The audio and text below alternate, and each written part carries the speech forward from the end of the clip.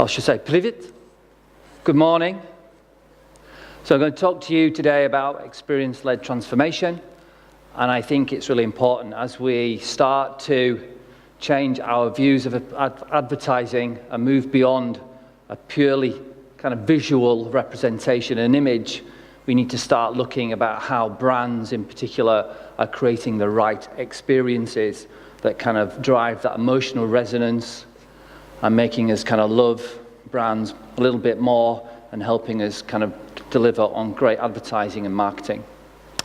I'm Sаймон Джилл. I'm the Chief Experience Officer at Isobar for the EMEA region. You can find me on most social platforms as Skinny Bouffant. Hopefully that is a joke, but I'm very thin and have big hair, so Skinny Bouffant. And I like to experiment on a lot of the social channels because it's a good way of learning what content works, what resonates with the audience, and how you can kind of use that in our day jobs. Haven't put anything on Steam yet. Hopefully I will be earning some steam soon. Worth checking out. So let's get on with the show. So first of all, I just want to briefly introduce you to Isobar. We do have an Isobar Russian team now, and a few of the members are in the audience. But I'll just tell you a little bit about Isobar itself. So we are a global agency, and we're actually properly across the world in 85 offices in 45 countries. We're over 6,000 people, and we're very much driven by our desire to deliver on digital creativity and to unlock the potential of digital technologies for businesses, for brands, and for people. We're also part of the Dentsu Aegis network, which is one of the big 5 advertising holding companies that you've probably heard about. Our mission is very much about transforming those businesses, brands, and people's lives, but with the creative views. It's really important for us to kind of be creative, to solve problems in creative ways, to do things that are unexpected, to do things in a kind of new and exciting ways that are both memorable, clever, and I also think that have kind of important purpose and have an important role in people's lives and make their lives better. So I'd just like to share with you a short video which gives you a flavor of some of the work that we've been doing over the past year.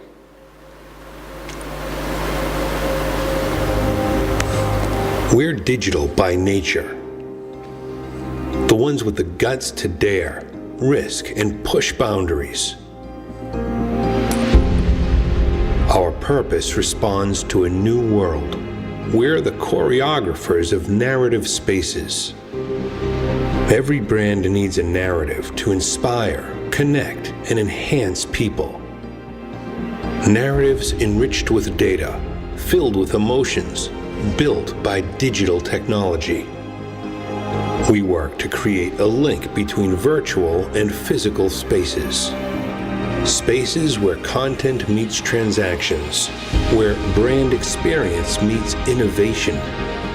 Spaces to empower people, turning consumers into producers and brands into publishers. As choreographers, we craft ideas that are social by design and mobile by nature, and that spread fast and far. Ideas that transform complex business challenges into meaningful experiences. Ideas to change what matters most. Our lives. Isobar. Ideas without limits. And you're seeing there, for us, you know, without limits goes many ways. And in a simplistic view, that would be that we've broken out of our PC screen, from our mobile, from our social network, and we're in the kind of real world, but it's that combination of digital tech that's affecting all our lives and kind of unlocking great opportunities. So briefly, I want to talk a little bit about the brand commerce era, and then we'll get into looking at some of the kind of work that we've been doing. So advertising was very much kind of built around this idea that you'd have important inspirations which would stay in your brain long enough for you to kind of then make the transaction. And these would be repeated over time, and it would help build a brand, and it would allow you to short-circuit some of those decisions. But because how we would see a TV ad or a billboard might be kind of hours, days, months away from making that purchase, it needed to kind of stick in our heads. But what's happened is that with the influx of modern technology, we've seen those 2 points come much closer together. And this is what we call brand commerce. And it's important because it unlocks lots of opportunities, and it also starts to change the way that we think about this and how we kind of organize ourselves to kind of live in this world where we have to do short-term kind of action and longer-term brand building. Whoops. Too many clicks. So for brand commerce for us is about inspiration, point of transaction, pulling them closer together, and that's an opportunity to not just make money or drive an action, but also learn something about your audience, collect data, and also help kind of weave in a brand narrative. And what's amazing with all these new brand touch points that are happening in terms of technologies, that gives us a very rich canvas for us to work upon, and then kind of understand and plan and create so that we're kind of bringing all of that together in a way that builds a brand over time and makes you feel good. There's a real kind of value behind that. And this is important because actually we have lots of brand points, lots of points of transaction, but in order to achieve on this, we must put the customer, the human, at the center of all our activities. So understanding your audience, who they are, what makes them tick, what they respond to, what they like, what they don't like, is fundamental to your creative work in moving forwards. So you've probably all seen on your briefs, you'd have who the audience is, what's the customer insight, what they're doing, where are they? There's never been more important. We can't just blithely kind of broadcast out now. We need to kind of understand what they're doing. And we see how this has changed in the commerce world, and certainly kind of e-commerce has moved from being a single channel to kind of multiple discrete channels to being kind of something where you had these activities seemingly fitting together. But now we're very much in this kind of unified commerce area where I'm used to my inspiration and transactions kind of happening in a number of different digital touch points, and it's important that we kind of understand and think like this. We deliver on this by something called headless commerce, which is a rather technical term, and it allows you to construct your ecosystem in a way that allows you to get the best use of this. We have a white paper. It's perhaps a bit more technical, but please go check it out. Just kind of simply register and download that.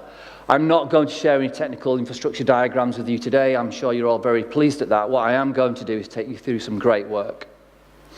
So we're going to talk about brand transformation. So this is KFC in China.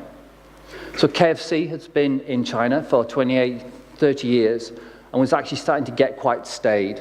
It had lost its kind of young and energetic image and was just yet another kind of fast food restaurant. So how could we really change this? How could we change that perception? And how could we engage with a new audience?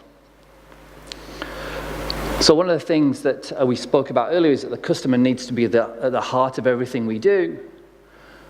And actually niche audiences in many ways are the future. If you look at all the YouTubers that are very popular, it's because they're doing something that they love and they hope that they can find an audience, enough of an audience that loves what they do. So being niche is a key mindset. But when we look in China, niche actually is already mass. If we were to just take the Chinese millennials, so people aged between say 20 and 25 and 40, you would see that it would be the world's largest, the 5th largest country in the world, which is pretty phenomenal. That's a very big audience group for you to then work with. But what it does mean is that you can lock into a mindset, behaviors and attitudes and really craft and make experiences and creative that really kind of resonates with them. So what we find out when we look at this audience within China, and increasingly they're coming more and more to the cities, is that eating for them actually is a trendy social experience. It's not just something you do because you need to fuel your body. It's something that you do in a social context. You like to eat out. It's a way for you to meet friends. So actually dining as a social activity has increased. And actually what you're seeing is that this idea of internet plus restaurants, where being connected while in the restaurant is kind of pretty important to them. We start to look about how they feel about kind of play. That technology has radically changed their lifestyle. They're very much kind of buying into these super apps. They kind of like lots of kind of interesting services, and actually they are China's, but not surprisingly, is the largest gaming market in the world. And that's something, if you start to look at esports as a kind of growing trend, there's lots of opportunity within that. But also, they do things with purpose. They're not just wasting time eating and playing games. They take a lot of pride in their nation, about kind of being Chinese and what modern Chinese stands for. And they often have the idea of being an online anchor, which is an influencer, which is demonstrating about how you can kind of curate and publish content. And they're actually quite keen to support charities. And I think these 3 slides, I think you're probably looking at these and feeling that this is kind of representative of a modern Russia, actually, in many ways. These are not distinct to China. This is very much looking at a kind of millennial mindset, which is why marketeers spend so much time obsessing about them. So we have these 3 areas: brand, culture, and ecosystems. And actually, for our work to be successful, we need to consider all 3 of these areas and make sure that we're building the brand, that we're strong in culture, we're kind of having an impact, and we're recognizing what that culture is. But more importantly, we're starting to kind of build an ecosystem. This is not just one-off campaigns. This is about using data and technology to better know our audience, actually deliver services that really help bring all this together in an exciting and creative way. So let's have a look at that.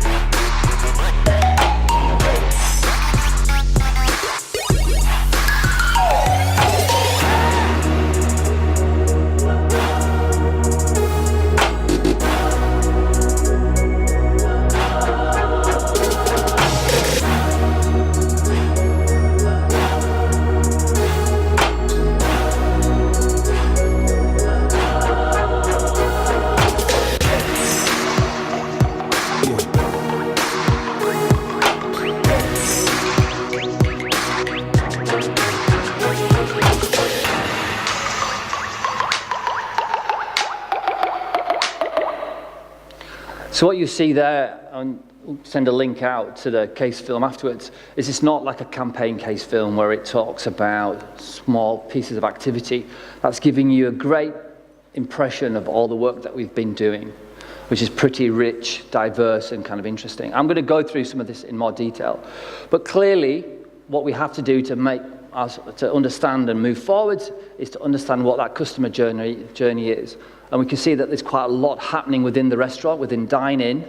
And again, one of the key issues here was around this idea of queuing, and this was a major pain point. People don't like to queue. If they are in the queue, they want the queue to happen as quick as possible.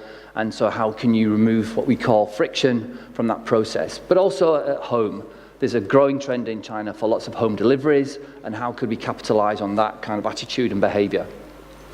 So let's have a look at some of these disruptive innovations. So these are all the things that we've been doing that really help build up to what is a very powerful case around KFC and re-energizing the brand. Clearly, it started with a new super app. This is a kind of comprehensive app that kind of really helps connect the audience with the brand and gives them access to a menu and many of the other features. And what was great about this is that actually KFC starts to know who its audience is, what they're interested in, and what they're doing, and actually was very good at driving 120 million memberships. So as a piece of CRM, this was hugely successful in terms of building that connections. We started to look at the ordering experience. As I mentioned, people didn't like queuing, so how could we improve that? So obviously we built it into the app, made mobile ordering a key element of this experience. But this wasn't just about kind of ordering before on your way to work and you could pick something up. It's actually, we got people to order the night before so that their breakfast was being kind of queued, and it allowed the actual restaurants to kind of then stagger their production, and so that they were able to offer a much better service and actually help also reduce queuing for people that were just walking into the restaurants. We put large screens into the restaurants themselves, so people could get a big preview of the food. They would also be exposed to new and interesting kind of food, and also help them pay through this. So again, they were given something to do in the queue. That process was easier, and it was more of an experience. But it also allowed us to kind of go further. Quite a lot of the restaurants are in kind of station and transport hubs, so people were ordering food as they were coming and going from work, but also we extended this to be actually being able to order through the app and then pick up your food as you got onto the train, and then kind of have your KFC on your way to work or the way home, which again was a great example of the brand understanding its audience and kind of going the extra mile and really helping that make work. Naturally, we experimented and pushed into other areas as well. So growing trend for smart TV. As you sat there, you're watching your TV, you can flick through the app and just order, and that kind of plays into home delivery. But actually, it builds on this trend of being able to order on your mobile while you're outside, but why not be able to order in your home on your giant phone, which is stuck to the wall. So just a great example about how you take behaviors and technology and kind of pull them together to create new opportunities. We also started to look a lot with kind of artificial intelligence and around how we could kind of use that and better know our customers in terms of what they're doing. And some examples here. So this is Doomy, our service robot that we developed in cooperation with Baidu. One of the interesting things about China, there are 53 different ethnic kind of groups within China and 84 different dialects and accents. The millennial audience is often coming to the large cities, and when they get there, they're having to kind of try and speak their best version of Mandarin, which means that they're not always understood, and they get quite frustrated when they go into the restaurant to order. So our service bot would actually detect where you are from by your accent, and then kind of help you and guide you into ordering the things and making suggestions. It also did some kind of facial recognition, so it could kind of work out how you were feeling and then help kind of cheer you out, or if you look stressed, it would and it also would be used to kind of give out kind of gifts and little surprises. So it's a nice way of using technology to help break down a barrier and anticipate how people are feeling, and again, make that queuing experience something which is kind of better, and that you're not feeling that you're stupid because the person that's serving you doesn't understand what you're saying. So it's a nice example of using tech to really push it forwards. We worked with Alipay. So this was actually, as you're using the screens, payment, having to find your credit card, etc. The cash is quite annoying, so you would just be able to look up at a pre-registered face. It would do facial recognition, work out it was you, and then you'd simply confirm through a text message that you wanted to pay. And again, it was very useful. People found this as a great way of improving that experience, making it kind of simpler and removing that kind of friction from the ordering process, and also helped make it more of fun. Clearly, coffee ordering is one of those services that you tend to do every day or several times a day, and it was a great opportunity to experiment with voice recognition. So it was the ability to then just be able to speak to your phone, order your latest coffee, and because it tends to know what you like to drink and where you get it from, it was able to make this a very kind of seamless and kind of fun experience. And again, you'll see the dialogue there, and we kind of added some interesting kind of elements to it to really help kind of gamify and kind of increase the enjoyment. But it wasn't just all about queuing. We also looked at the experience within the restaurant and had the K-Music service, which was a kind of giant digital jukebox that you could connect to from the phone, and you could then start to control the music that you're listening to within the restaurant. And actually, as you can see here, over 500,000 tracks were played in those first few kind of months. And actually, this has the opportunity to become a really giant kind of music billboard, which can actually be used to help influence culture. It can help to promote kind of new and interesting artists, and it becomes its own ecosystem. Actually, it's kind of really helped kind of establish K-Music and KFC as someone that understands the audience and it understands what's happening in popular culture. I think when we start to look at this, one of the things that we can take out from these things is that technology actually liberates our way of creative thinking.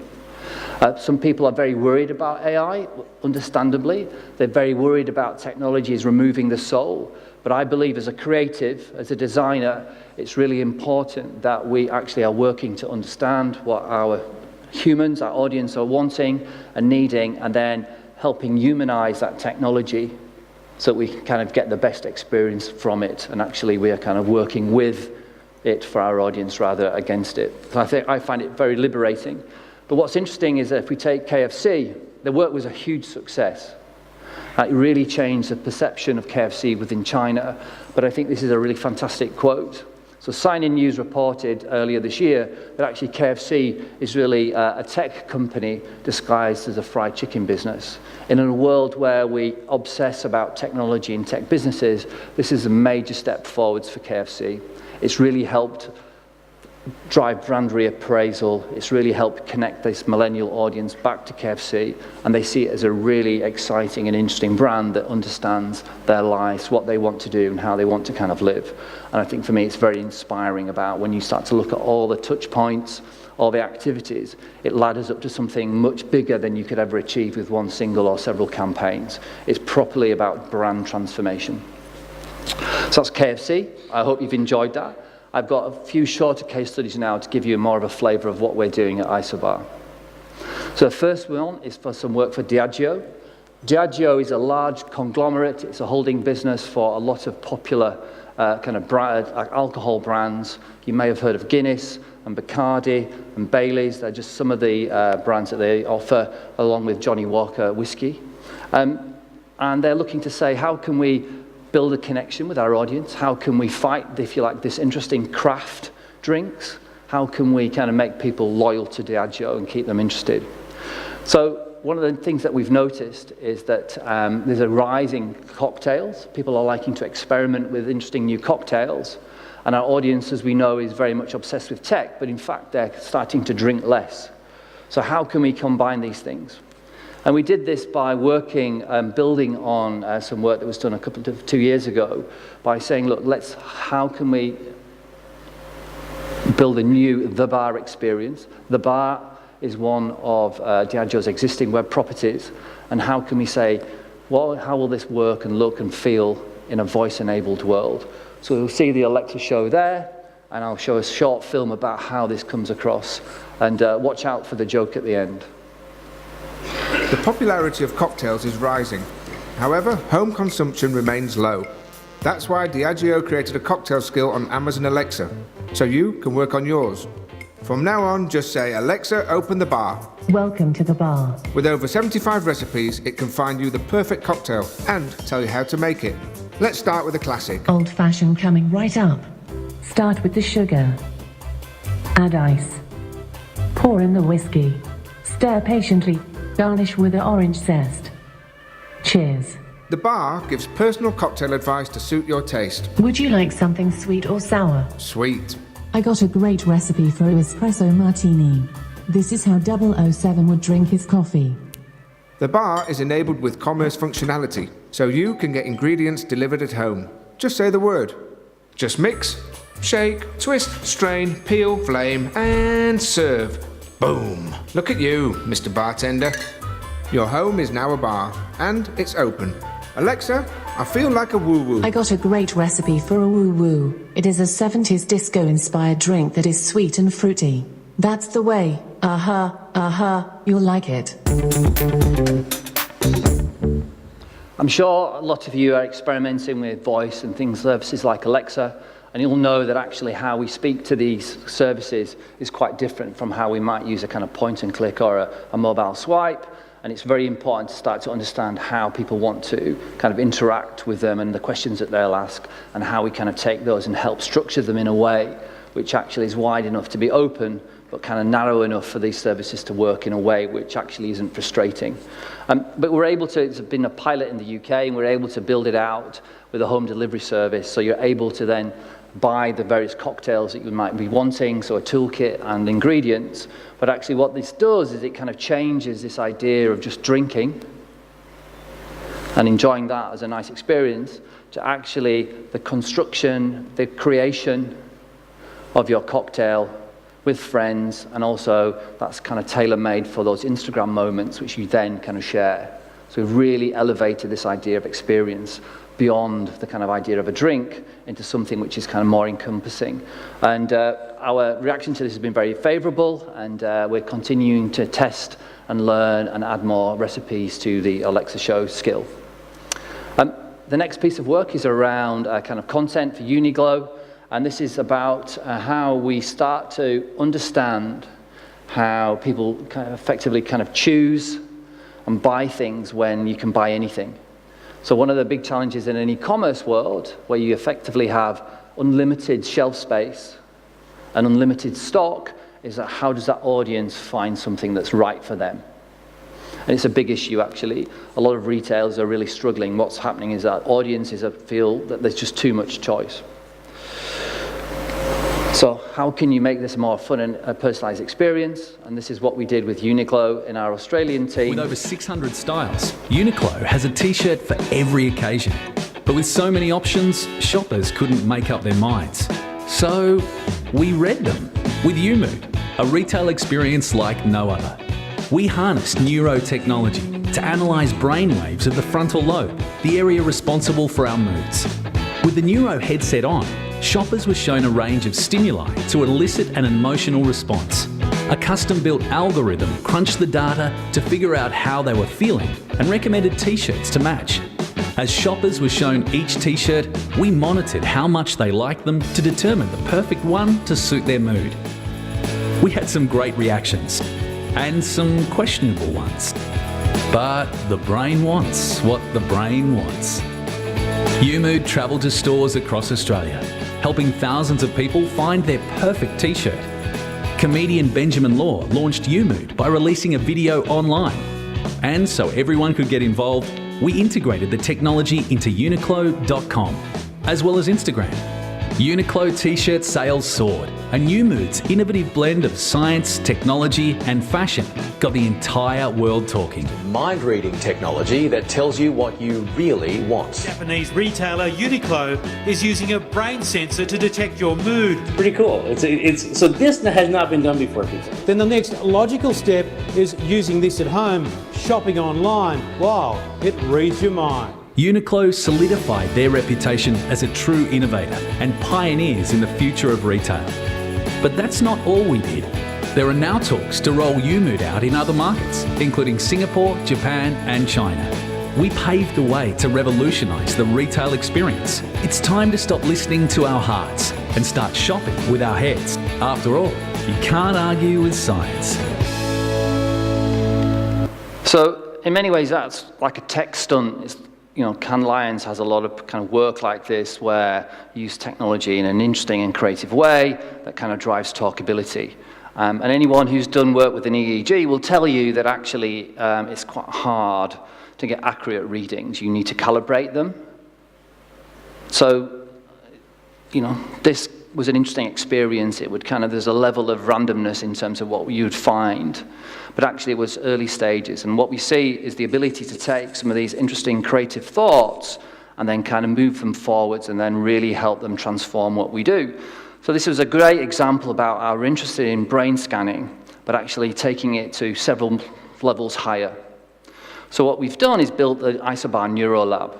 So the Neuro Lab is actually doing very accurate kind of brain scanning around content. So how people are responding to the content that they're watching, and we get to know what they're thinking and feeling, which is important because a lot of communication theory actually turns out to be bollocks. I don't know if you can translate that, horseshit perhaps, in the sense that it's not true.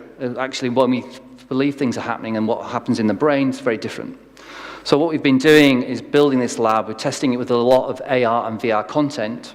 I'm just going to talk you through it a little bit in more detail.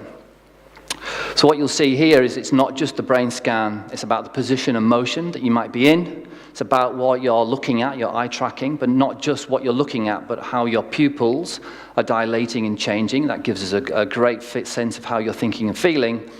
What your emotional arousal is, which might be in terms of sweat or your heartbeat, and also emotional valence here, which is about your facial recognition. And actually, we all know that if you smile or your eyes change slightly, that this is giving something away. So if there's any poker players, I'm sure that you kind of use these techniques. And what happens is if you start to combine all of these things, you get actually a very accurate kind of depiction of what someone is really kind of responding to content, which is important because if you just ask someone if they like it or not, people often lie. And it's very hard to kind of hide your emotions in this way. So what we're doing is we're taking these kind of 5 key inputs.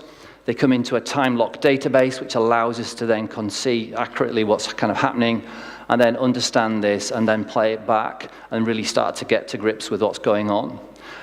We use AI to do pattern matching, so we're able to look at the emotional states to see how we're able to kind of tease out kind of key emotions. And this is the same principle. If you have a smartwatch, a fitness tracker, it's doing the same thing. It's looking for those patterns, and then it's kind of guessing what it feels, the emotions or the elements that you're doing, and then reports those back in very accurate ways. So it allows us, and this is what's key here, is that we believe that XR, augmented reality, which you heard about earlier, and also VR, is going to revolutionize the way that we tell stories. And those stories are really important to helping kind of brand building and helping engage an audience. So it helps us understand, is it going to be a contextual or an imaginative world? Is it going to be passive or immersive? How is that kind of working? And this is important because what we're seeing with XR content is it's quite expensive to develop. You have some issues around knowing what works, what doesn't work. The UI, UX is often quite bad. But if you're starting to understand where you need to put your energies and what is best practice or what's just something you need to do, it allows you and frees you up to be more creative in the areas that really make the difference. So we're very excited by this process. We've done this, interestingly, with some horror movie trailers. We had the traditional TV trailer there, and then we also kind of worked with Unity to build a VR experience, which is quite interesting in the sense that you have to make a decision whether you kill yourself or your friend. So it's very much goes with that horror theme. I have a video here, which is actually showing the interface where you would look at this and see the results. So this is set within the VR experience itself, but what's great is you can go back and you can see a composite of what the audience are thinking, but you can also see how individual users are behaving. This is really important because there's far more going on than you might have with a simple kind of mobile app or a web experience. You can actually start to see what they're looking at, how they're moving, where their arms are, but also what their heartbeat is doing. And I think this is really great at understanding how these reality experiences are going to change and how we can take this learning and be very creative and very interesting and very engaging with it in a way which means we're not wasting time and energy or frustrating people. We are delivering things that kind of really work for them. You'll see that that was a heart rate. You can see how the kind of person was moving around there. And not surprisingly, we got fantastic results back. If you do look at the brain scans when someone's in an X-reality environment, it very much lights up the brain. And this is really important from a marketing and brand building perspective. It drives that memorability. It drives that brand salience. It helps keep you connected in a world where we're all bombarded by lots of communications.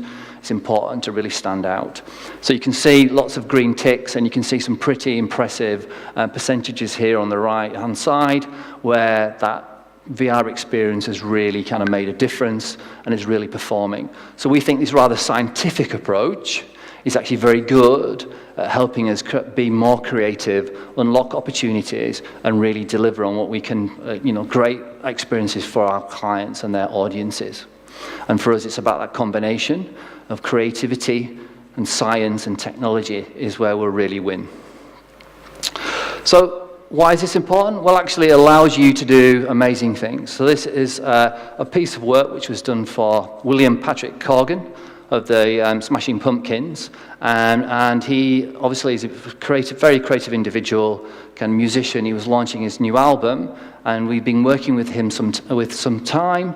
And this is one of the tracks from his new album called Aeronaut. And actually, it really sets up to answer the question, how could we reimagine the music video for the immersive age? And so I'd like to just show you the video, and then we'll take some questions.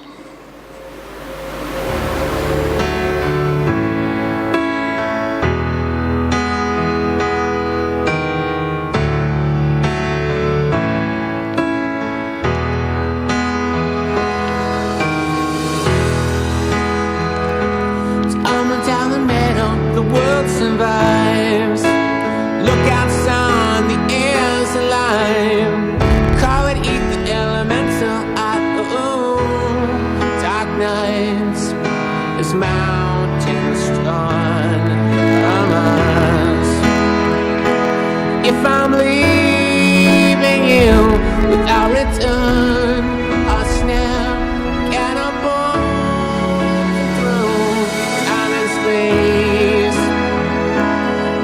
coming home if you wish, or if it's fair, but it's mine to share and share. I like, won't you mourn with me? Love, won't you mourn with me? Your love is what you mourn with me. Love is what you mourn with me. Your love is what you mourn with me. Love is what you mourn with me. Love is what you mourn with me. Love is what you mourn with me.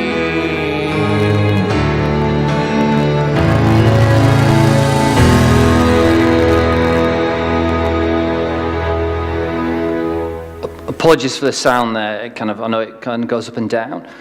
You can isobar.com. You'll be able to see that again if you want to watch it. But I think what's important there is, we're pulling all those things together. We're really helping kind of find a new ways of expression. We're being kind of artistic and creative in the use of our technology, and also kind of not settling for kind of poor executions, really pushing it forwards. I've got one last slide, or two last slides. Can I? Thank you. So hopefully that piece was inspiring. That won the Digital Craft Grand Prix at Cannes this year, and that's something that, as a network, we're incredibly proud of, and we're very much kind of looking to kind of keep pushing the bar, the boundaries, and keep delivering on that. So that's the end of my presentation. There's people, if you'd like to chat more, I'll be around, and also my colleagues from Isobar Russia as well. So we've got a few more minutes. I don't know if we're going to do questions.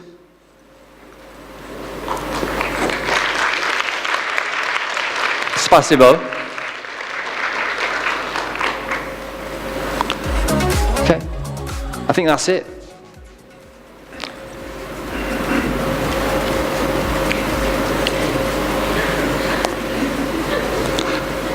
I could try and sing. You don't want to hear me sing. I think any questions?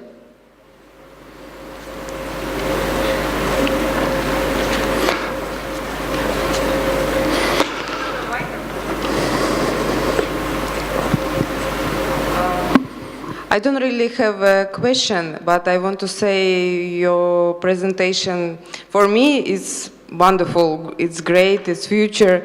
And I see, I impressed how it realized the transformation realized in China.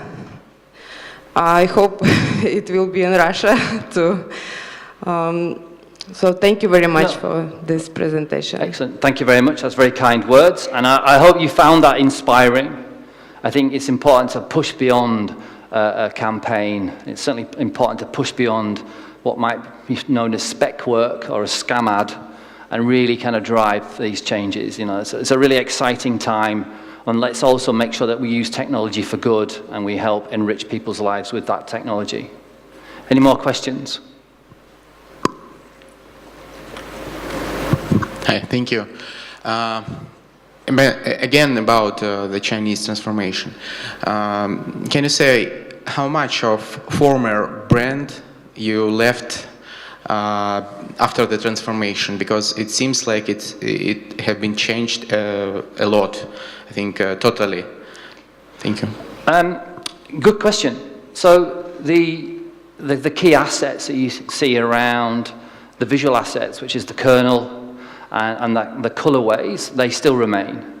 The tone of voice is very similar, but what we've done is really re-envisage it for the future and for the audience, and actually say that if you are always on your smartphone, what does this brand now mean to you? And then if you're looking and you want to, well, you clearly want to be able to preview the food and order on your phone. So how should that look? And how can we do it in a way which is KFC-like, but how is it going to look and feel in an exciting way on the phone? So that leads to this transformation where actually you know what your brand is about as KFC, which is the key assets of the colorways, the name and the kernel, and a desire to deliver great fried chicken. But actually, As you take that further, it means that you effectively change everything, to your point. And what's important, we had a great set of clients in China. I must say this, right? And what they realized was that they were excited by this, but they realized that they had to do it. If they didn't do it, the worst thing they could have done was doing nothing or doing something which was not that good. And actually, it was worth them taking the risk. And one of the key takeouts, actually, is that it's very difficult to predict if something will work or not. But if you don't try, you will never know. So you do need to take a risk, but do it in a way which is kind of measured. And this is what, everyone talks a lot about, certainly in the West, about failing fast. What that really means is if you've got an idea, see if you can kind of make it work, and then test it in a way that kind of you'll know if it's got opportunity or it's rubbish. And if it's rubbish, that you can kill it quite quickly, and then you can scale it up and you can really push it out. But you need to be bold and you need to be brave. You have to be creative, you have to be different, you have to kind of build that brand, and you need to also, I would say, understand with the audience. It's not about being an artist where you're doing something of your own creative expression. You need to work with the audience, and the audience gives back to you, and you take that and then move it forwards. Have you changed a slogan for them? Is there any slogan for yeah, there's a specific Chinese slogan which I can't pronounce. Apologies, but actually, brands are a lot more than the slogan. And actually, if you have a brand with some kind of middle-of-the-road slogan, actually it's because no one could agree on it, and actually the brand doesn't really mean anything. Brands help us kind of make decisions to buy or to follow or to kind of want that product and service, and it needs to elicit an emotional response, which is why when we look at the brain scanning, that's a great way of working out if the communications are eliciting an emotional response. And there's a lot of research now that kind of points to you will only be successful in the long term if you are driving that emotional response, especially in your advertising. Got 2 minutes, so we'll ask question. But this is great. Hi, I have a question. Did you try to implement such technology somewhere but China and Australia in the case of Uniqlo? And if no, where do you see it happening next? Good question. So we're continually experimenting and pushing out into new markets. The Chinese are really tech obsessed, so it makes it kind of quite simple to do that. But we're working a lot in the US, we're doing a lot of work in AR and VR and mixed reality. I think you had the HoloLens on the previous talk within the US, and that's not just in terms of consumer facing, but also working with businesses to help from an education perspective or to help kind of sell quite kind of lucrative and expensive things. I would say that Europe is probably a tougher market because it's a bit more established, and people have become quite risk averse. I would expect, the kind of Russian Federation actually to be, as you kind of change and really start to embrace technology, I think that this has got to be a really exciting market for kind of pushing that and kind of moving things and doing more exciting things. Often because you either have very old infrastructure or there's a desire to kind of put in the latest, and clearly this venue is a great example of that. So I think that as we start to see some of the kind of non-traditional European markets is a kind of key areas, and which kind of lends us to South America and also to Africa as well. But again, for us, what's important is to help cross-fertilize between those different countries and take those learnings and make them then resonate with the key audiences. So you can't just take and put it into another country. You need to understand what the audience is thinking and feeling, and then change the technology to work with those things. I think it's probably it, unless anyone's got one last quick question.